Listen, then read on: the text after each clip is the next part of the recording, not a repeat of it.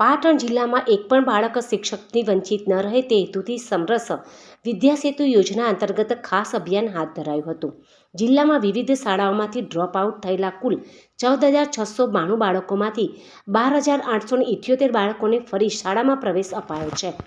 Regional science centre Patan ખાતે યોજાયેલા કાર્યક્રમમાં પ્રભારી મંત્રી સ્વરૂપજી ઠાકોરે શિક્ષણના મહત્વ પર ભાર મૂકતા જણાવ્યું હતું કે ભારતનો વિકાસ માત્ર શિક્ષણ થકી જ સંભવ છે અને બાળકોને શિક્ષણ તરફ આગળ ધપાવવાની આપણી સૌની ફરજ છે.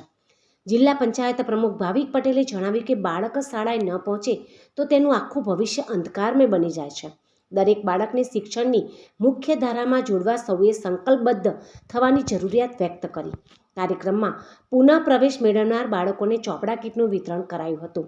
ડ્રોપ આઉટ બાળકોને શોધી શાળામાં પરત લાવવામાં નોંધપાત્ર કામગીરી કરનારા શાળાઓ અધિકારીઓ અને આચાર્યોનું સન્માન કરાયું હતું. જિલ્લા કક્ષાએ 4 અને 5 સ્ટાર રેન્ક ધરાવતી 7 શાળાઓને સક્ષમ શાળા એવોર્ડ એનાયત કરાયો. જિલ્લા કલેક્ટર ડોક્ટર પ્રશાંત જીલોવા અને જિલ્લા વિકાસ અધિકારી CL પટેલે શિક્ષકોને માર્ગદર્શન આપી શિક્ષણમાં ટેકનોલોજીના અસરકારક ઉપયોગ અને શાળાઓમાં બાળકોને આનંદદાયક વાતાવરણ પૂરું પાડવા પર ભાર મૂક્યો હતો.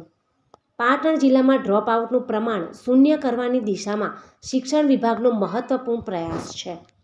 આપણા લોક લાડીલા પ્રધાનમંત્રી નરેન્દ્રભાઈ મોદી સાહેબ તથા માનનીય મુખ્યમંત્રી શ્રી ભૂપેન્દ્રભાઈ પટેલ રાજ્યમાં શિક્ષણ ક્ષેત્રે સુધારો લાવવા સતત ચિંતિત અને પ્રયત્નશીલ છે. આ બાબતે રાજ્યમાં પ્રાથમિક, માધ્યમિક અને ઉચ્ચતર માધ્યમિક શાળાઓમાં ડ્રોપ આઉટના પ્રમાણમાં ઘટાડો કરી દરેક બાળકને ગુણવત્તાયુક્ત શિક્ષણ સાથે પૂર્ણ શિક્ષણ પ્રવાહમાં જોડવાના હેતુથી આ અભિયાન શરૂ કરવામાં આવેલ છે. સમરસ વિદ્યાસેતુ અભિયાન અંતર્ગત ડ્રોપ આઉટ દર 0 કરો એ રાજ્ય સરકારનું મુખ્ય લક્ષ્ય છે.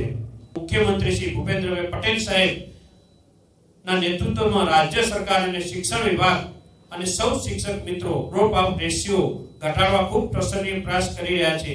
આપણા બધાની ફરજ છે કે આ ભગીરથ પ્રયાસમાં સૌ સહભાગી બની બધા બાળકોની શિક્ષણ સુધી પહોંચે માટે પ્રયત્ન કરીએ.